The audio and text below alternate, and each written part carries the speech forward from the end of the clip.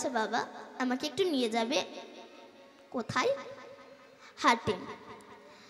তখন বাবা বলল, খোকা ওখানে তো প্রচন্ড ভিড়, ওখানে গেলে তুমি হারিয়ে যাবে। তখন ছেলে বললে, বাবা কথা দিচ্ছি তোমার হাত একটু ছাড়বো না। এইবার বাবা বিশ্বাস করে ছেলেকে যেই হাটে এনেছে, ছেলে বিভিন্ন রকম দোকান দেখছে। এইসব দোকান দেখতে দেখতে ছেলে বাবার কথা ভুলে গিয়েছে। এবার সন্ধ্যা হয়েছে, তখন বাবার কথা মনে পড়েছে। তখন বাবা বাবা বলে কাঁদছে। এমন সময় এক মিষ্টির দোকানদার জিজ্ঞাসা করছে, এই খোকা কি হয়েছে রে তোর? বলে, আমার বাবা হারিয়ে গিয়েছে। বলে, রে বাবা হারাইনি, হারিয়েছিস তুই। তুই এক কাজ কর, তুই এক জায়গায় দাঁড়িয়ে কাঁদ, নইলে তুইও তোর বাবাকে খুঁজে বেড়াবি, তোর বাবাও তোকে খুঁজে বেড়াবে, কেউ কাকে পাবে না। এবার এই মিষ্টির দোকানদারের কথা শুনে যেই না এক জায়গায় দাঁড়িয়ে কাঁদছে বাবা বাবা বলে, আর এদিকে বাবা তো ছেলে হারিয়ে পাগল হয়ে গিয়েছে। ছেলেকে খুঁজতে খুঁজতে দেখতে পেয়ে এসে বুকের ভিতরে ধরে উভয় কি আনন্দ। বৈষ্ণব কবি তত্ত্ব দিচ্ছে, আমি আপনারা যখন মাতৃগর্ভে ছিলাম, ওই কৃমিকীটের কুটকুট কামড় দংশন সহ্য করতে না পেরে, 32টা নারীর বন্ধন সহ্য করতে না পেরে, ওই চামড়ার বাক্সের ভিতরে, ওই পুঁজ রক্তের ভিতরে থাকতে না পেরে আমরা বিশ্ব পিতাকে বলেছিলাম, হে পিতা একবার ভবের হাটে নিয়ে চলুন না, এই যন্ত্রণা আর সহ্য করতে পারছে না। আমাদের বিশ্ব পিতা বলেছিল, বাবা গো ওখানে গেলে তো সবাই হারিয়ে যায়। সবাই বলেছিল আমার নাম করবে, কেউ আমার নাম করে না। তুমি যদি হারিয়ে যাও, আমরা বলেছিলাম, হে বিশ্ব পিতা একবার ভবের হাটে নিয়ে চলো, যত ভালো মন্দ খাই না কেন, যত গাড়ি বাড়ি ঐশ্বর্য হোক না কেন, তোমার চরণ আমরা ছাড়বো না। এবার আমাদের বিশ্বপিতা আমাদেরকে বিশ্বাস করে যেই না আমাদেরকে ভবের হাটে এনেছে, আমরা বিভিন্ন রকম দোকান দেখছি। ছেলে একটা দোকান, মেয়ে একটা দোকান, স্ত্রী একটা দোকান, পুত্র একটা দোকান, সব এক একটা দোকান। এই দোকানগুলো সারা জীবন দেখছে আর অনুভব করছি। অনুভব করতে করতে যখন আয়ুষ সূর্য পাটে বসেছে, কাম করে লোভ আমাদেরকে ঘিরে ফেলেছে, বৌমার কাছে ঝাঁটালাতি খাচ্ছে। এবার একবার ছুটে যাচ্ছি কালীর কাছে, দুর্গার কাছে, শিবের কাছে। কোথায় গেলে আমরা বিশ্ব পিতাকে পাবো? রাধে রাধে। আমাদের গুরুদেব বলো, বাবা গো তুমি কালীর কাছে গেলেও কৃষ্ণকে পাবে না, শিবের কাছে গেলেও তুমি কৃষ্ণকে পাবে না, কারোর কাছে গেলে তুমি বিশ্ব পিতাকে পাবে না। তুমি এক কাজ করো, এক জায়গায় দাঁড়িয়ে, তত্ত্ব কি বলছে, ভগবানের মূর্তির সামনে এক জায়গায় দাঁড়িয়ে কাঁদো, দেখবে তোমার বিশ্ব পিতা তোমাকে ঠিক তুলে নিয়ে যাবে। এবার এই গুরুবাক্য শিরোধার্য করে যেই না এক জায়গায় দাঁড়িয়ে কাঁদছে, সেই সময় আমাদের এই বিশ্ব পিতা এই হারিয়ে যাওয়া সন্তানগুলোকে ধরার জন্যে, মায়ারা ঝাঁটালাতে খাওয়া থেকে বাঁচানোর জন্যে বলরামকে করেছেন নিতাই, আর স্বয়ং কৃষ্ণ হয়েছে গৌর। তারা এসে বলছে, ওরে এই ভব সংসার থেকে যাওয়ার একমাত্র রাস্তা, সেটা হচ্ছে হরে কৃষ্ণ কৃষ্ণ কৃষ্ণ হরে হরে, হরে রাম রাম রাম হরে হরে, রাম রাম হরে হরে। তবু আমরা বৃন্দাবনে যাব না, তবু আমরা হরি ভজন করব না। তাই মহাজন বড় আক্ষেপ করে বলেছেন, আমি কবে যাব বিষয় ছেড়ে সেই মধুর বৃন্দাবন, কৃষ্ণ নামে কাঁদবে কবে আমার পোড়াম। আমি কবে যাব বিষয় ছেড়ে, কবে যাব বিষয় ছেড়ে মধুর বৃন্দাবন, কৃষ্ণ নামে কাঁদবে কবে আমার পোড়া মন,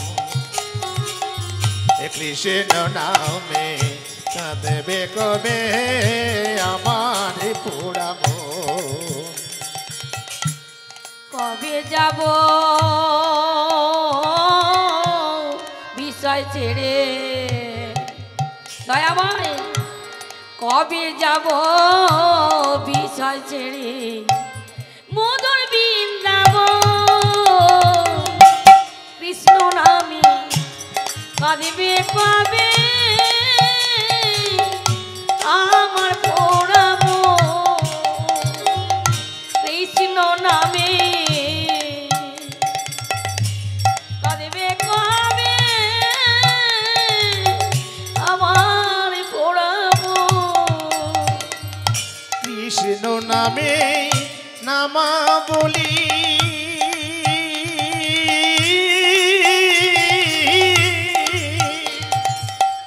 কবে পড়িব গায়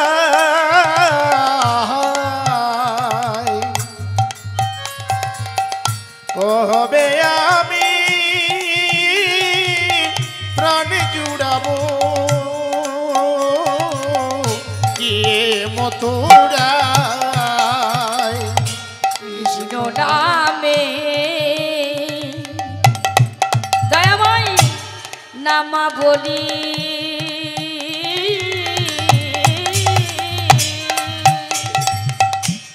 পড়িব কবে কবে আমি প্রাণ জুড়াবো গিয়ে মথুরায় কৃষ্ণ আমার জীবন মরণ কৃষ্ণ আমার জীবন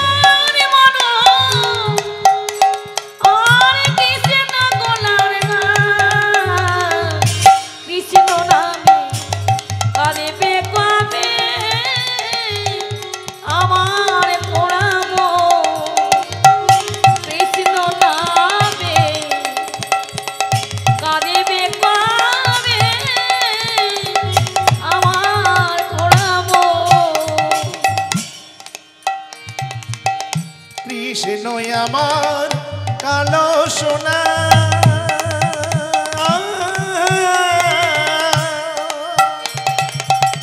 কোন মালিশ দয়াময় ফুল কৃষ্ণ করিয়া আমার কালো সোনা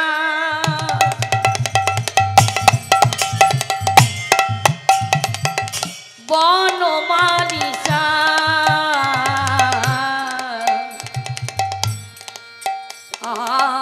কৃষ্ণ আমার কালো সোনা রাধে বনমালিসা ভুল করিয়া একদিন আমি লইলাম কৃষ্ণ না কৃষ্ণ আমার জীবন মন কৃষ্ণ আমার জীবন মন কৃষ্ণ গোলার গান কৃষ্ণ নামে আরে বেপাবে আমার পোড়াব কৃষ্ণ নামে কাঁদিবে কবে আমার পোড়াব নিতাই গৌর হরি বল। তাই বললো রে কৃষ্ণ কোনোদিনও হারায় না, হারিয়েছিস তুই। তা তুই কৃষ্ণকে হারিয়ে ফেলেছিস তো কি হয়েছে? কৃষ্ণ নাম তো হারায়নি। চল আমরা সেই কৃষ্ণের নাম করে নামীকে ডেকে আনতে বাধ্য করব। সমস্ত সখীগণ রাধার হাত ধরে নিয়ে গেলেন যমুনা কোলে নিতে। সেখানে গিয়ে পদ্মাসনে বসে নয়ন মুদ্রিত করে কুলকুলণ্ডিনী শক্তিকে জাগ্রত করে মণিপুর মূলাধার আগ্রা চক্র সতীশানকে ভেদ করে ঊর্ধ্বগামী হয়েছেন রাধা রানী। এই জন্য ঊর্ধ্ব হইতে নিম্নগামী যার নাম ধারা, আর নিম্ন হইতে ঊর্ধ্বগামী তার নাম রাধা। সরাই সাজে ছয়টা মেয়ে আছে অবস্থান, ঊর্ধ্ববিন্দু দিয়া তাহে কইল অবস্থান। পুরুষ প্রকৃতি তাহে কইল আধা আধা, বিচারিয়া গর্গমুনি নাম রাখলেন শ্রীমতী রাধা। রাধে রাধে। এই সেই রাধা রানী আমার হরে কৃষ্ণ নাম উৎপত্তি করেছে। এই নামে সন্তুষ্ট হয়ে আমার গোবিন্দ নেমে এলেন। কে কে ডাকছে আমায়? কিন্তু কৃষ্ণের ওপরেই যে আমার রাধারানী শুনতে ভাসছে। রাধারানীর নয়নের জল যেই না কৃষ্ণের মাথায় পড়েছে, কৃষ্ণ ওপরের দিকে তাকিয়ে দেখছে রাধা হরে কৃষ্ণ নাম সৃষ্টি করেছে। তখন আমার কৃষ্ণ রাধারানীকে নামালেন, হে রাধে, তোমারই নামে আমি সন্তুষ্ট হয়েছি। কথা দিচ্ছি তোমার এই নাম আমি জীবনের হাতে পায়ে ধরে প্রচার করব। নিতাই গৌর হরি বল। হরি বল। তাই কৃষ্ণ যে গৌর হয়ে আসবেন, সেই জন্য একদিন কৃষ্ণ গোপীদের কাছে জিজ্ঞাসা করেছিল, হে ব্রজ গোপীগণ, এগুলো আপনারা একটু মন দিয়ে শুনুন। শুনলে আর ইচ্ছা হবে না ভগবানের সঙ্গে চিটিংবাজি করে। চিটিংবাজি কেন বললাম বলুন তো? কোম্পানি এতটুকু টুকু থালা কার জন্য তৈরি করেছে?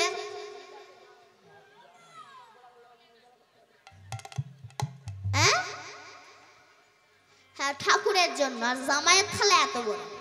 রাধে রাধে। ঠাকুরের থালা এতটুকু টুকু, আর গ্লাসের অবস্থা তো আরো মারাত্মক। এইটুকু এইটুকু থালায় দুটো করে নকুলদানা দিই, নকুলদানা দিয়ে গলায় কাপড় দিয়ে নিতা এসে গৌর এসে 64 মতো দ্বাদশ গোপাল ভক্তবৃন্দ সবাই এসে যেন একা এসে না খেয়ে পারবে। ওসব ভণ্ডামের কোনো প্রয়োজন পড়ে না। তাই আমার কৃষ্ণ একদিন ব্রজগোপীদের কাছে বলছে, হে ব্রজগোপীগণ, দেখো সমস্ত যোগী মুনি ঋষি সাধক সাধিকা গন্ধর্ব কিন্নর দেব দেবী কোটি কোটি জন্ম আমার সাধনা করছে, আমার কুল কিনারা পায় না। আর তোমরা একবার যদি আমায় হে গোবিন্দ বলে ডাকো, রাধে রাধে, তোমাদের কাছে আমি পাগলের মতো ছুটে আসি। বলো না কি দিয়ে তোমরা আমায় ডাকো? তোমরা আমায় দই রসগোল্লা দাও না। অন্য ভক্তরা দই রসগোল্লা কত কিছু দিয়ে আমায় ডাকে, আমি তাদের ডাকে যাই না। কিন্তু তোমরা গোপী যদি একবার আমায় কৃষ্ণ বলে ডাকো, তোমাদের ডাকে পাগলের মতো ছুটে আসি। বলো না কি দিয়ে আমায় ডাকো? তখন গোপীরা বলছে, কৃষ্ণ, আমরা যে বস্তু দিয়ে তোমায় ডাকি সে বোঝার জ্ঞান এখনো তোমার হয়নি। তখন কৃষ্ণ বলছে, আমি বিশ্বের শ্রেষ্ঠ ভগবান, আর আমি বুঝবো না তোমাদের ভালোবাসা? বলো না গো না, তুমি বুঝবে না। আর আমরা তোমায় যে বস্তু দিয়ে ডাকি সে বস্তু তো তোমার ঘরে নেই। সে বস্তু যদি তোমার ঘরে থাকতো তবে তুমি আমাদের ডাকে এমন পাগলের মতো ছুটে আসতে না, এমন করে ছুটে আসতে না আমাদের ডাকে। আমরা তোমায় যে বস্তু দিয়ে রাখি তার নাম হলো ভক্তি মহারানী। নিতাই গৌর হরি বল। কৃষ্ণ বলছে, তা তো বটে, আমি গীতায় লিখে দিয়েছি, ভক্তি দিতে কাতর নই, মুক্তি দিতে কাতর হই। যার ভক্তি আছে তাকে আমি মিনিটের মধ্যেই উদ্ধার করে দিই, কিন্তু যার ভক্তি নেই সে কোটি কোটি জন্ম আমার সাধনা করুক, তাকে আমি মুক্তি দিই না। তা বলো ব্রজ গোপীগণ, এই ভক্তি আমি কোথায় গেলে পাবো? গোপীরা বলছে, কৃষ্ণ শোনো, ছেলে ভাত খেতে বসে মাকে বলছে, মা তুমি আমায় ভালোবাসো? তখন মা বলছে, খোকা তোকে ভালোবাসি না, কত ভালোবাসি তুই তা বুঝবি না। ছেলে বললো, মা আমি হিন্দি ইংরাজি বাংলা সব ভাষা বুঝি, তোমার সামনে ভালোবাসা বুঝতে পারবো না। মা বললো, তুই হিন্দি ইংলিশ বাংলা সব ভাষা বুঝতে পারিস ঠিকই, কিন্তু মা বাবার ভালোবাসা কোনোদিনও বুঝতে পারবি না। বলে কোনোদিনও বুঝতে পারবো না? বলে কোনোদিনও বুঝতে পারবি না তা নয়, বুঝতে পারবি যেদিন আমাদের মধ্যে তুই একটা সন্তানের পিতা হতে পারবি। রাধে রাধে, তুই বুঝতে পারবি। কৃষ্ণ, ভক্ত তোমায় যে বস্তু দিয়ে ডাকে সেই ভক্তি তোমাকে পেতে হলে আগে তোমাকে ভক্ত হতে হবে। সবাই যে রাস্তা ধরে ভক্ত হয়েছে তোমাকেও সেই রাস্তা ধরেই ভক্ত হতে হবে। তোমার জন্য আলাদা কোনো রাস্তা নেই। সবাই যে রাস্তা ধরে ভক্ত হয়েছে, তোমাকেও সেই রাস্তা ধরেই ভক্ত হতে হবে। যখন যুধিষ্ঠির মহারাজ রাজস্বী যজ্ঞ করেছিল, সেই যজ্ঞে যুধিষ্ঠির মহারাজ বলেছিল, কৃষ্ণ তুমি আমার যজ্ঞে সভাপতি হও। কৃষ্ণ বলেছিল, আমি সভাপতি হব, তবে আমি যাকে যা দায়িত্ব দেব তাকে তাই দায়িত্ব নিতে হবে। আচ্ছা কি করবে? বলে ভীমকে পরিবেশন করতে দেব। বলে কেন? সে তো শত্রু। বলে ওই জন্যই তো করব। চোরের কাছে যদি বলা হয় জিনিস থাকলো, সে জিনিস আর চুরি হয় না। আর দুর্যোধনের হাতে ধনবৃত্তি রেখা আছে, 5 টাকা হাত দিলে 10 টাকা হয়ে যায়। তাই দুর্যোধনকে ক্যাশিয়ার করব। আচ্ছা আর কি করবে? বলে ভীমকে পরিবেশন করতে দেব। কেন? ভীম শুধু খাই খাই করে তো। একদিন ভীম কৃষ্ণকে বলেছিল, কৃষ্ণ আমি শুধু খাই খাই করি কেন বলো তো? কৃষ্ণ বলেছিল, তুমি একাদশী করো। কারণ ভীমের নাভিতে একটা অসুর বাস করত, যার নাম হচ্ছে বৃকাসুর অসুর। যখন একাদশী করেছিল, সেই অসুর মরে গিয়েছিল। অনেকে বলে স্বামী না করলে তো একাদশী করা যায় না। আর যার একাদশী করার ইচ্ছা হবে, সে বলবে, ঠাকুর স্বামী কবে মরবে, আমি একটু একাদশী করব। তখন যুধিষ্ঠির বলছে, কৃষ্ণ তুমি তো সবাইকে সব দায়িত্ব দিলে, তুমি নিজে কোনো দায়িত্ব নেবে না? কৃষ্ণ বলেছিল, আমি 2টো দায়িত্ব নেব। একটা হচ্ছে এখানে যত বৈষ্ণব আসবে আমি সবার চরণ ধৌত করে দেব। আগেকার যুগটা কত ভালো ছিল। সন্তান পিতাকে প্রণাম করতো, পিতা সন্তানকে আশীর্বাদ করতো, শিষ্য গুরুকে প্রণাম করতো। এখন গুরুদেব উল্টে শিষ্যকে প্রণাম করে। রাধে। গুরুদেব শিষ্যকে বলছে, বাবা যাও কাঠ কেটে আনো। গুরুদেব আপনি ভজন করতে বলেছেন, আপনার ভজনে ব্যাঘাত হবে। গুরুদেব নিজেই কাঠ কেটে এনেছে। বাবা মাধব একটু শাক তুলে আনুন না। গুরুদেব আপনি ভজন করতে বলেছেন, আপনার কথা লঙ্ঘন করব? গুরুদেব নিজেই শাক তুলে এনেছে। বাবা একটু অন্নটা চড়িয়ে দাও না। গুরুদেব আপনি ভজন করতে বলেছেন, ওই ভজন। আপনার কথা আমি কি করে লঙ্ঘন করব? গুরুদেব নিজেই শাক তুলে এনে রান্না করে বেড়ে টেড়ে বলছে, বাবা মাধব দুটো খেয়ে যান। তখন সে বলে, বারবার গুরু কথা লঙ্ঘন, গুরু বাক্য লঙ্ঘন করা ঠিক না, এবার যাই গিয়ে খেয়ে আসি।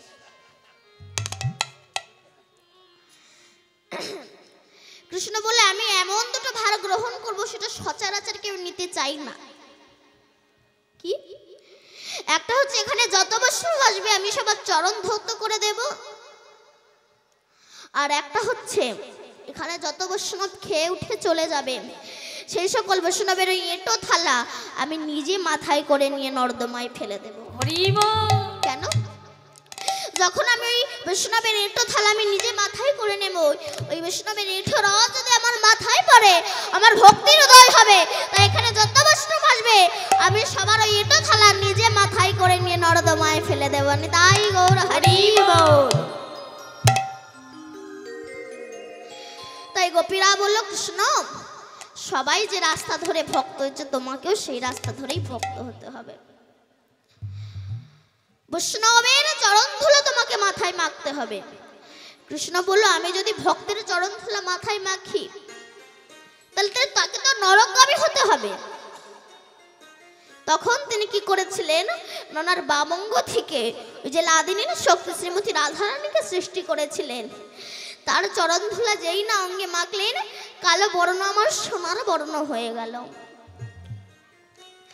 ভগবান ভাবলো, যদি একটা ভক্তের চরণ ধুলিতে আমার এত পরিবর্তন আসে, না জানি হাজার হাজার বৈষ্ণবের চরণ ধুলি মাখতে আমার কত পরিবর্তন আসবে। কিন্তু হাজার হাজার বৈষ্ণব তো বৃন্দাবনে পাওয়া যাবে না। হাজার হাজার বৈষ্ণব পেতে গেলে যেতে হবে কোথায়? না নবদ্বীপে। তাই গৌর হরি বল। কৃষ্ণ যে গৌর হয়ে আসবে এর প্রমাণ কোটি কোটি বছর আগে পাওয়া গেছে। কেমন না, রাধারানী যখন নিকুঞ্জ বনের শয়নে আছে, দেখলো একটা পুরুষ রাধারানীকে আলিঙ্গন করছে। রাধারানী তখন স্বপ্ন ভঙ্গ করে বলছে, হে সখী, আমি এতদিন কৃষ্ণ ভজন করে কি ব্যভিচারিণী হয়ে গেলাম? কাঁদছে। এমন সময় কৃষ্ণ এসেছে। রাধে, তুমি কাঁদছো কেন? তখন রাধারানী বলল, হে কৃষ্ণ, আমি তো আমার এই মন প্রাণ কাউকে দিতে পারি না, কিন্তু আমি কালকে দেখলাম একটা পুরুষ আমাকে আলিঙ্গন করছে। তখন কৃষ্ণ বলল, রাধে, তুমি যাকে দেখেছো সে আর অন্য কেউ নয়, ও হচ্ছে আমি। কিন্তু কৃষ্ণ, তুমি তো কাল আসে হচ্ছে ধলো। তখন কৃষ্ণ বলেছিল, রাধে, আমি ওই রূপ নিয়ে নদিয়ায় নবদ্বীপে যাব, তোমার ঋণ শোধ করব। নিতাই গৌর হরি বল। তাই আজ আমার রাধারানী, আমার গৌর হরি আজ সুরধ্বনির তীরে পার্শ্বদগণকে সঙ্গে লয়ে আজ আমার গোবিন্দের নাম করছেন। ভজ শ্রী কৃষ্ণ, কহ শ্রী কৃষ্ণ, লহ শ্রী কৃষ্ণের নাম রে। ভজ শ্রী কৃষ্ণ, কহ শ্রী কৃষ্ণ, লহ শ্রী কৃষ্ণের নাম রে। ভজ শ্রী কৃষ্ণ, কহ শ্রী কৃষ্ণ, লহ শ্রী কৃষ্ণের নাম রে। ভজ শ্রী কৃষ্ণ, কহ শ্রী কৃষ্ণ, কহ শ্রী কৃষ্ণের নাম রে। ভজ শ্রী কৃষ্ণ, কহ শ্রী কৃষ্ণ, লহ শ্রী কৃষ্ণের নাম রে। ভজ যে না শ্রী কৃষ্ণ ভজে, সে হয় আমার প্রাণ রে। যে জন শ্রী কৃষ্ণ ভজে, সে গায় আমার প্রাণ রে। যে জনা শ্রী কৃষ্ণ ভজে, সে হয় আমার প্রাণ রে। ভজ শ্রী কৃষ্ণ, কহ শ্রী কৃষ্ণ, লহ শ্রী কৃষ্ণের নাম রে। এই ভজ শ্রী কৃষ্ণ, কহ শ্রী কৃষ্ণ, লহ শ্রী কৃষ্ণের নাম রে। ভজ শ্রী কৃষ্ণ, কহ শ্রী কৃষ্ণ, লহ শ্রী কৃষ্ণের নাম রে। দিন গেলেন হাসি কৃষ্ণ, যে বলি একবার রে। দিন গেলে বাজে কৃষ্ণ, যে বলে একবার রে।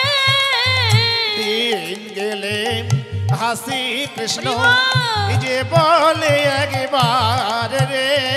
সে জনায় আমার হই, আমি হই তার রে। যে জানো আমার হয়, আমি তার গাই রে। সে ভজ শ্রী জ- কৃষ্ণ, কহ শ্রী কৃষ্ণ, লহ শ্রী কৃষ্ণের নাম রে। এই ভজ শ্রী কৃষ্ণ, কহ শ্রী কৃষ্ণ, লহ শ্রী কৃষ্ণের নাম রে। বলুন সচিন নন্দন গৌর হরি কি জয়। জয়। জয় নিতাই গৌর হরি বল। আবারও বলি বাবা, কৃষ্ণের 16,108 জন কি ছিল? মহিষী। আচ্ছা, যিনি ভগবান তিনি তো নিষ্কাম পুরুষ, তাহলে তার যদি এতগুলো মহিষী হয় তবে তার নাম আমরা করব কেন? সে তো মহাকামক পুরুষ, আমরা বুঝি না। বলছে 16,000, 16,000, 16 জন এই দেহের মধ্যে হা করে আছে। 10টা ইন্দ্রিয় আর রিপু। এই যেমন নখ, নখ বলছে আমাকে একটু নেল পালিশ দাও না গো।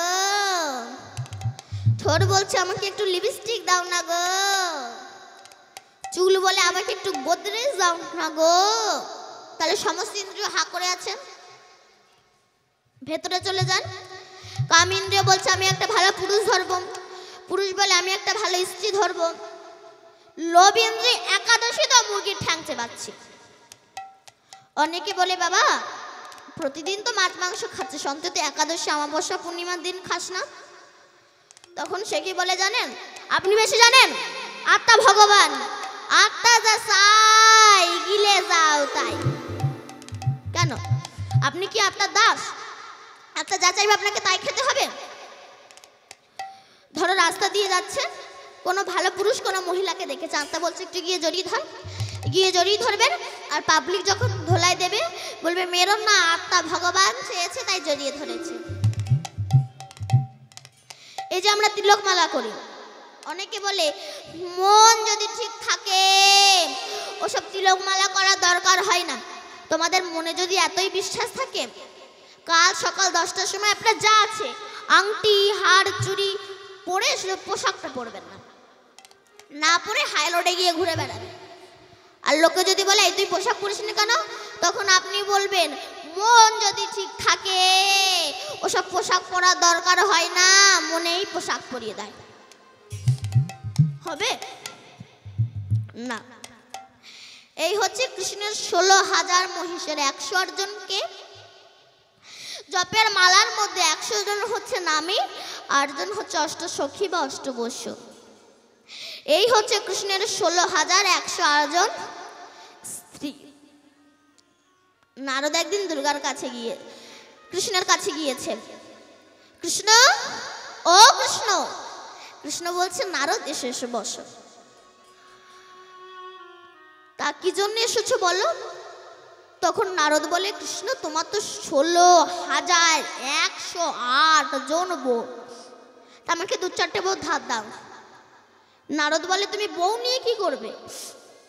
বলে শুনেছি যেখানেই উৎপত্তি জীব সেখানেই ক্ষয়, তাহাই ভজন করলে জীব মোক্ষ পদ পায়। রামকৃষ্ণদেব স্ত্রীকে পূজা করতো কেন? কামিনী রূপে নয়, ভজনীয় রূপে। নারীর দেহে সব পাওয়া যায়, স্বামী খোঁজে বিষ, সন্তান খোঁজে অমৃত। একই দেহের মধ্যে বিষ আর অমৃতের আপ ডাউন ঘটে। তা আমাকে 2-4টে বউ ধার দাও। কৃষ্ণ বলে ঠিক আছে তুমি বউ নিয়ে যেও, তবে আমি যে ঘরে থাকবো তুমি সেই ঘর থেকে যেন বউ নিয়ে যেও না। নারদ মনে মনে ভাবলো কৃষ্ণ একা কটা ঘরেই বা থাকবে, আমি বেশ সুন্দরী সুন্দরী বউগুলোকে বেছে নিয়ে চলে যাব। ব্যাস ফ্রি মাইন্ড হয়ে গিয়েছে। কৃষ্ণ তো বলেই দিয়েছে। প্রথম ঘরে ঢুকেছে, সেখানে গিয়ে দেখে কিনা কৃষ্ণ শঙ্খ চক্র গদা পদ্ম নিয়ে দাঁড়িয়েছে। কৃষ্ণ শুধু বাঁশি নিয়ে প্রেম করেনি, লক্ষ লক্ষ অসুরকেও হত্যা করেছে। আমরা বলি কৃষ্ণের 16,108 জন বউ, আমরা 2-4টে করলে দোষ। আজকাল সিরিয়ালে দেখেন না, একটা নায়িকা 4-5টা করে বিয়ে করছে। এসব দেখে আমার মায়েরা ভাবছে তবে আমি আর একটা নিয়ে থাকবো কেন, আমিও 4-5টা করে নিই। আর স্বামী যদি বলে তুমি এমন করছো কেন, বলো এই তো সিরিয়ালে দেখলাম। কৃষ্ণ শুধু বাঁশি নিয়ে প্রেম করেনি, লক্ষ লক্ষ অসুরকেও হত্যা করেছে। এবার আরেকটা ঘরে গিয়েছে, সেখানেও গিয়ে দেখি না কৃষ্ণ। আরেকটা ঘরে গিয়েছে, সেখানেও কৃষ্ণ। যে ঘরে যায় সে ঘরেই কৃষ্ণ। নারদ মনে মনে ভাবে নিশ্চয়ই ঘরের মিডিল পজিশনে একটা ছিদ্র আছে, সেখান থেকে ঘর থেকে ওই ঘরে ঢুকে যাচ্ছে। কৃষ্ণকে ভালো করে খুঁটির সঙ্গে বেঁধে যে আর একটা ঘরে গিয়েছে, সেখানেও গিয়ে দেখি কিনা কৃষ্ণ। নারদ বলে কৃষ্ণ তুমি তো কোনো ঘরই ফাঁকা দিচ্ছ না। কৃষ্ণ বলে নারদ আমি যে ঘরে থাকি না সেই ঘরটাই তো থাকি না। নারদ বলুন তো, কুরুক্ষেত্রের মাঠে যে রথে 18 দিন যুদ্ধ হয়েছিল, অর্জুন সারথি সেজেছিল। অর্জুন যুদ্ধ করেছিল, কৃষ্ণ সারথি সেজেছিল। সেই রথটার নাম কি? কপিধ্বজ রথ। কপি মানে হনুমান। হনুমানের বাবার নাম হচ্ছে কেশরী। কেশরীর ঔরসে অঞ্জনার গর্ভ হতে পবন দেবের আশীর্বাদেই হনুমানের জন্ম। এই জন্য পবন পুত্র হনুমান বলা হয়। এই জন্য রথের উপর হনুমান বসে আছে। পবন মানে বাতাস, এই দেহটা তো আমাদের বাতাসে পরিপূর্ণ। ধৃতরাষ্ট্র কাকে বলা হয়? রাষ্ট্র। রাষ্ট্র মানে দেশ। এই দেশটাকে যিনি ধৃত ধারণ করে রেখেছেন তিনি হচ্ছেন ধৃতরাষ্ট্র। আর এই দেহরাষ্ট্রকে যিনি ধারণ করে রেখেছেন, যেমন ভীষণ বড় একটা গাছ